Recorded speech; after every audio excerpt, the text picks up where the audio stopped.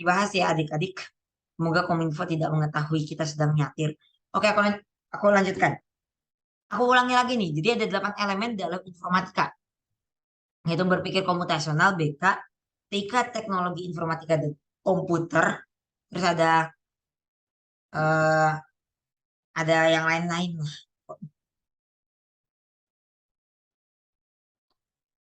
Jadi ada berpikir komputasional, terus teknologi informatika dan komunikasi, sistem komputer, SK, terus jaringan komputer dan internet JKI, analisis data AD, algoritma dan pemrograman AP, dampak sosial informatika DSI, dan praktik lintas bidang itu PLB.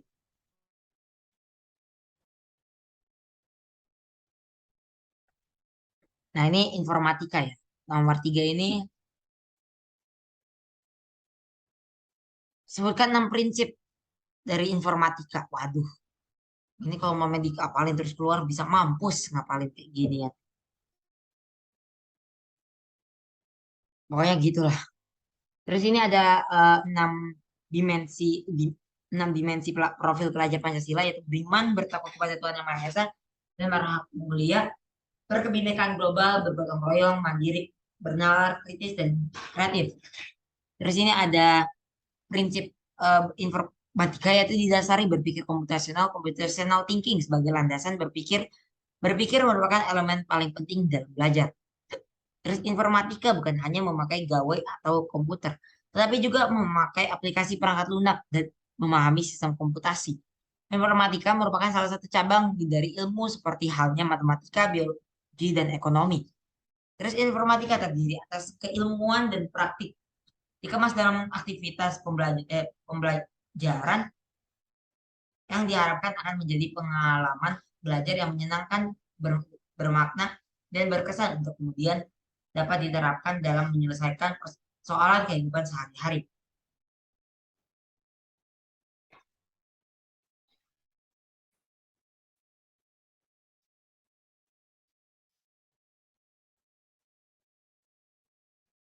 Halo, aku kembali.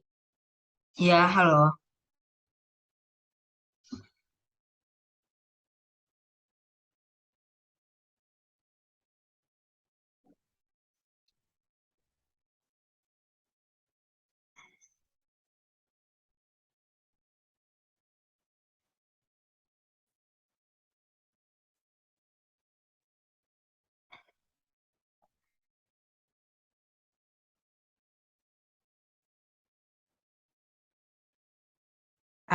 Terus ini yang ini ya, apa meh? Eh, Dasar atau apa ya nyebutnya? Ini tinggal dibaca aja sih. Menurut kalian jawaban di ulangan diapalin aja. Terus bab 1 yaitu yang ini. Terus bab kedua yaitu berpikir komputasional. Fungsi himpunan dan sistem bilangan desimal, biner, oktal, algoritma, struktur data. Sistem bilangan timbangan digital. Contoh 2784. 2 adalah digit pada posisi min 3. 7 adalah, maaf, ketiga. Terus 7 adalah yang posisi kedua. Dan yang satu yaitu 9. Dan 9 adalah posisi digit ke 0. Jadinya 0 itu berarti yang paling belakang gitu. Umpamanya nih 9 ini 0. Ini 0, ini 1, 2, 3. Kalau umpamanya ada satu angka ini berarti ini udah masuk satu. Ini 1, 2, 3, 4, 5. Berarti ini sampai 5 gitu. Kalian paham nggak? Jadi kalian mohon untuk dipahami karena TIK seperti itu. Bahaya nih kalau baterai HP ku habis.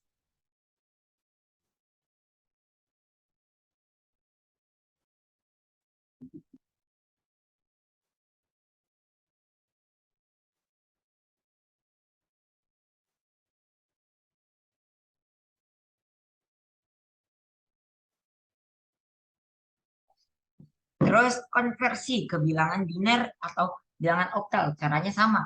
Jujur aku nggak paham ini maksudnya apa. Semoga nggak keluar. N, langkah N atau basis. Hasil N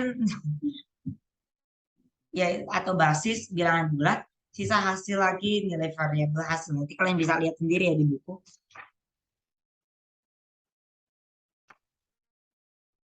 Jujur agak musingin sih.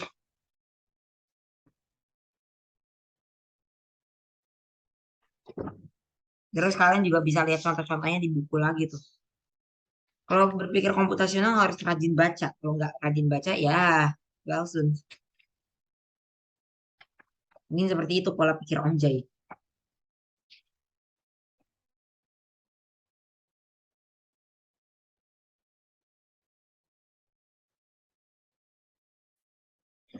Jadinya begitu. Aku lanjut ke bab 3. Teknologi, informasi, dan komunikasi.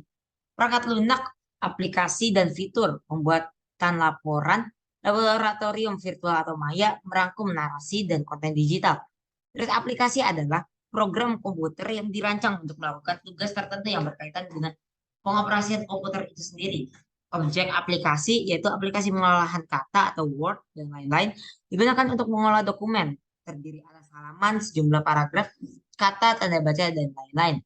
Terus aplikasi pengolah lembar kerja yaitu Excel dan lain-lain digunakan untuk mengelola sekumpulan lembar kerja berisi angka, teks, formula, rumus dan lain-lain itu Excel. Terus ada aplikasi presentasi, PowerPoint, Canva dan lain-lain. Digunakan untuk mengolah sekumpulan slides berisi teks, gambar dan lain-lain.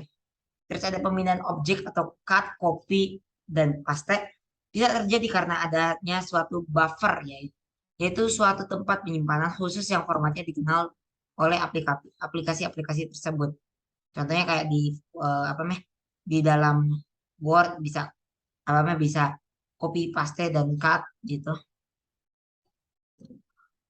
Ini ada juga kalau namanya versi lengkapnya pasti di apa meh di dalam blog kalian lengkap itu.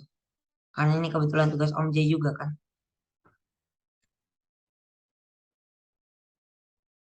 Nah, ini kan lengkap nih. Jelasin dari aplikasi pengolahan kata itu gimana, terus fitur aplikasi pengolahan kata kayak gimana, ada copy paste ini lebih lengkap nih kalau mamanya di ini kalian ya apa meh di ini apa namanya di dalam blog kalian. Kalau mamanya kalian niat, kalau enggak ya gitu langsung. Gitu aja sih maksudnya yang kita perbuat pasti akan menghasilkan hasil. Tuh akan ada hasilnya. Terus objek utama aplikasi disimpan sebagai file dengan ekstensi tertentu seperti file ini. Penyimpanan aplikasi pengolahan kata, formatnya doc, docs, RFT, ODT, DLL. Terus hasil penyimpanan aplikasi lembaran kerja yang disimpan dalam format, kalau lembaran kerja itu kayak Excel dan lain-lain, XLS, XLS, XX, ODS, CSV, dan lain-lain. Terus aplikasi penyimpanan pengolahan bahan-bahan presentasi, PPT, PPTX, ODP, dan lain-lain. Terus representasi data berupa bitmap disimpan sebagai PNB, BMP atau JPG atau lebih ke gambar ya kelihatannya. Terus kalau representasi data berupa vektor disimpan dengan format SVG. File teks murni disimpan dengan format khusus, misalnya TXT atau HTML. Biasa kayak note gitu, umpamanya yang sering nyatet di note itu bakal jadinya TXT atau HTML. Terus kalau file jadinya PDF. Nah, aplikasi perkantoran adalah aplikasi yang berbasis GUI, yaitu Graphical User Interface. Biasa ada nih kayak singkatan GUI, yaitu Graphical User Interface. Nah, terus fitur cut, copy, paste. Diinspirasi dari praktik tradisional dalam mengedit naskah yang diketik pada suatu kertas.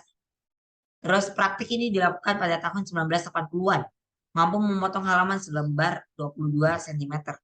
Jadi kalau mamanya salah ya dipotong kertasnya kalau mamanya dulu di zaman dahulu ya.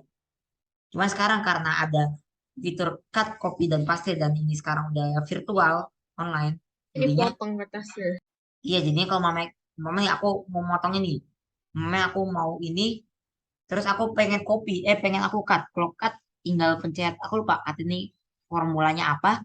Mamanya aku mau pindahin ke bagian bawah sini. Tinggal di Ctrl X. V.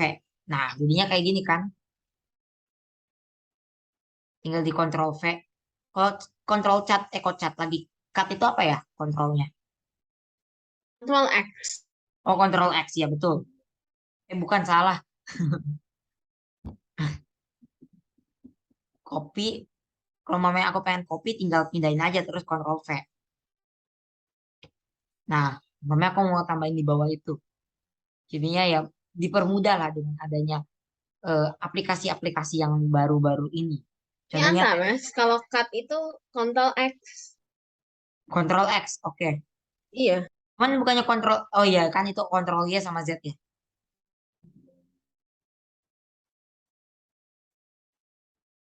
Tapi di aku nggak bisa nih kontrol X.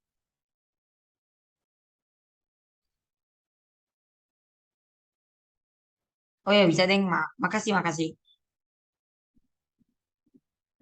Makasih ya. Siapa meh? Siapa namanya Samuel.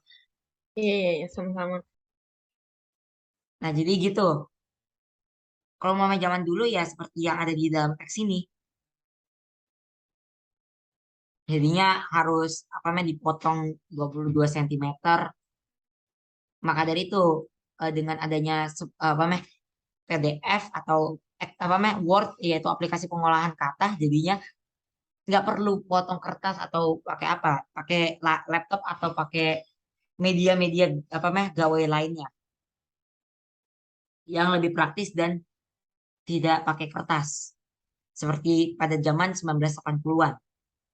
Terus ada page header. Page header itu bagian atas halaman yang diisi teks atau akan diulang. Apa sih maksudnya? Bagian atas halaman yang jika diisi teks akan diulang. Area seluas margin di atas halaman. Oh yang gini. Menu yaitu caranya insert, terus header, mana ini header. Oh gitu. Oh jadi begini ya. Ini head page atau page head. Jadi umpamanya aku mau tulis TIK.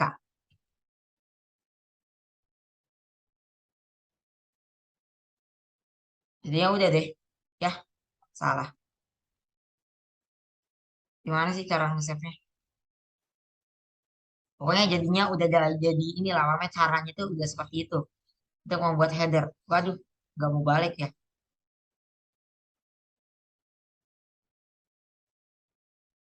Nah, ini begitu ya. Untuk membuat page header. Terus ada page footer atau bagian bawahnya. Mungkin ya ini tujuannya untuk memperindah ya. Anggaplah aku mau pakai yang ini. TIK Objai atau Informatika. Ya, kayak seperti itulah caranya.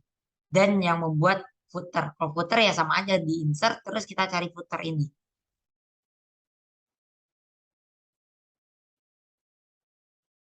TIK. Mungkin kayak gitu ya contohnya. Jadi header itu yang atas kayak yang tadi, terus footer itu yang bawah. Caranya sama kayak tadi, yaitu di footer, edit, dan remove. Terus paragraf teks. Paragraf atau teks. Sekumpulan baris yang diakhiri dengan karakter enter. Paragraf yang disajikan di dalam teks yang mengalir dengan penanda bulat atau bullet atau bulat yang kayak peluru gitu apa sih? Mengalir atau dengan penanda bulat. Apa sih? Aku kurang paham maksudnya penanda bulat.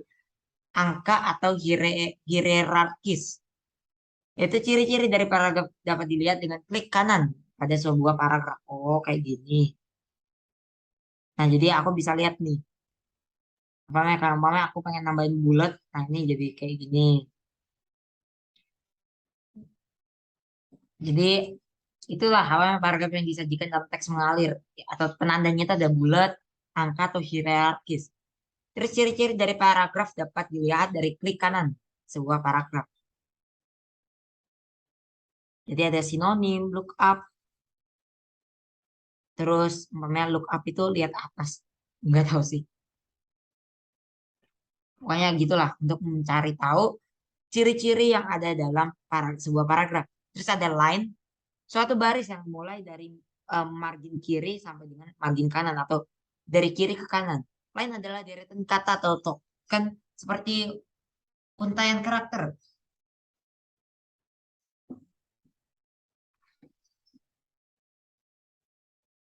Duh, bateraiku sisa 1% lagi.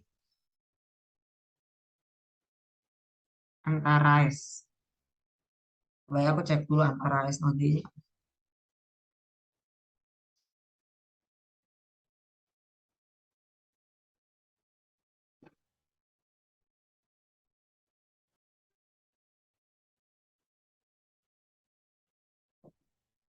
Nah, line itu ya deretan, yaitu terdiri atas kelihatan dan tidak kelihatan.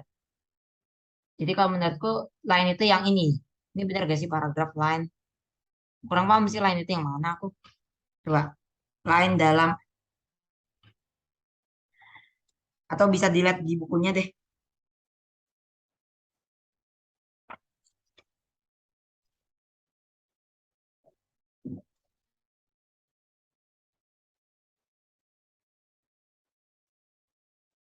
Line dalam aku lupa. Dalam apa meh? Bukan informatika. eh Google Word. Cara membuat line garis lurus. Oh, situ toh. Oke, oke. Jadi line itu yang ruler itu ya. Di-insert terus mana? Oke, di bagian ininya. Di ruler tidak terlihat. Pilih tab view terletak pada bagian layar atas.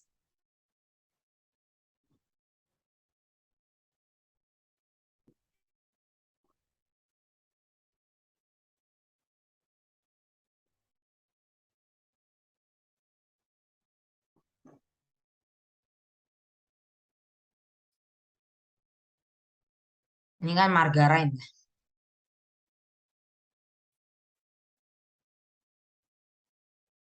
Oke, aku lanjutkan aja ya. Penting kita tahu apa itu line. Terus kita lanjut ke word atau token. Satu kata yaitu sederetan karakter yang dipisahkan spasi. Satu kata gitu, paham kan kata itu gimana? Itu mengikuti operasi karakter. Umpama nih, ini ada 133 word atau 1333 kata. Aku mau tambah nih, umpamanya eh umpamanya aku mau nambah loli. Nah, ini udah tambah nih jadi tiga, dan loli. Apa meh? Cogan. Nah, ini udah tambah nih dari 133 menjadi 134. Jadi itulah word. Jadi kalau umpamanya aku mau nulis cogan kesayanganku. Nah, ini udah jadi nggak tahu sih ku ini ditulisnya kayak gimana. Kesayanganku. Kayak alay-alay aja deh. Cogan kesayanganku. Nah, ini udah masuk ke 1336. Jadi ini merupakan word atau token atau kata lah yang mengikuti operasi karakternya. Terus karakter yaitu sebuah huruf. Jenis font, size, efek, color, dan highlight. Tabel atau objek lain. Kumpulan sel yang terdiri atas baris dan kolom. Lihat semua cirinya dengan menu tabel properti. Nah, coba kita cek ya. Di dalam tabel properti ini untuk membuat tabel. Nah, ini tabel, umpamanya mau bikin berapa? Umpamanya ini deh. Umpamanya makan. Terus umpamanya minum. Minum berapa kali? Minum. Bernapas. Bernapas. Napas, nafas, bernafas. Tidur. Umpamanya tidur berapa kali? Nah, itu merupakan tabel. Membuat tabel juga. Aku sekalian praktekin dan umpamanya mau diisi gitu. Sangat mudah. Kan kalau Om J kan dijelasin kayak gitu. Tabel properti. Dan pilih objek table, maka akan muncul properti.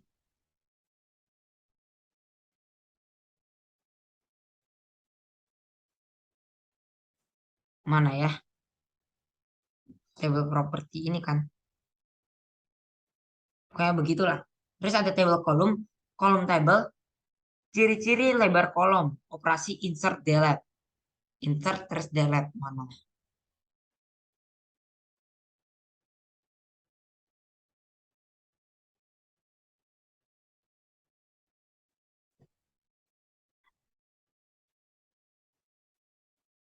Jangan dihapus dulu coba kesayanganku. Saya amat brutal.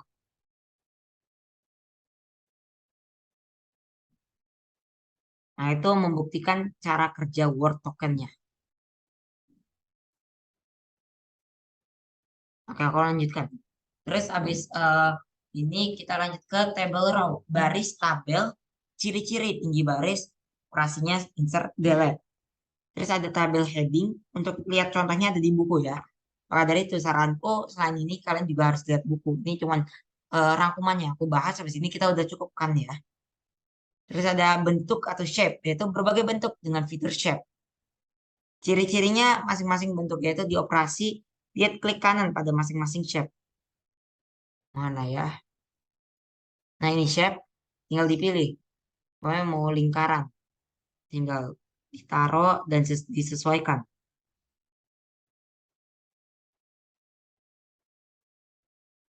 Pokoknya gini lah. Kalau memang masih kalah gimana pun nanti dicoba caranya gimana. Nah operasinya lihat klik kanan pada masing-masing shape gitu. Terus laboratorium Maya. Laboratorium Maya, yaitu Maya Pet, Nova Labs, tentang iklim, evolusi keamanan dunia, RNA, awan, energi atau matahari. Pokoknya Nova Labs itu tentang inilah apa mah?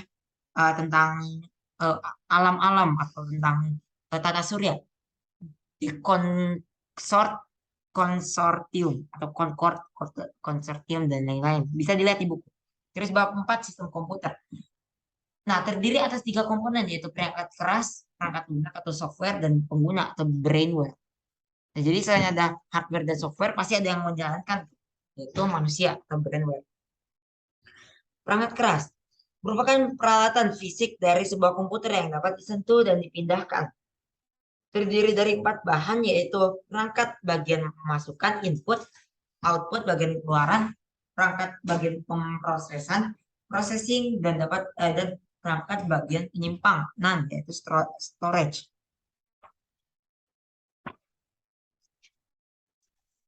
Kalau umpamanya di kelas 8 kita nggak begitu memperdalami ya. Maksudnya kayak umpamanya kita kayak mendalami tentang perangkat lunak ada apa aja, enggak. Cuman kalau umpamanya di sini lebih kayak menekankan aja gitu. Pengertian perangkat lunak, perangkat ini dan lain-lain. Jadi di kelas 7 kita belajar keras untuk mengetahui apa itu perangkat lunak, terus jenis-jenisnya gimana dan lain-lain. Jadi di kelas 8 kita hanya meneruskan gitu pemahaman kita dan ingatan kita tentang perangkat keras, perangkat lunak dan lain-lain. Nah, contoh terdiri ada 4 bagian: input, output, processing, dan storage. Contoh input ada mouse, keyboard, mikrofon, terus apa lagi? Mouse, keyboard, joystick, apa meh? Iya kan joystick. Terus ada kalau mau output itu ada monitor, speaker, printer.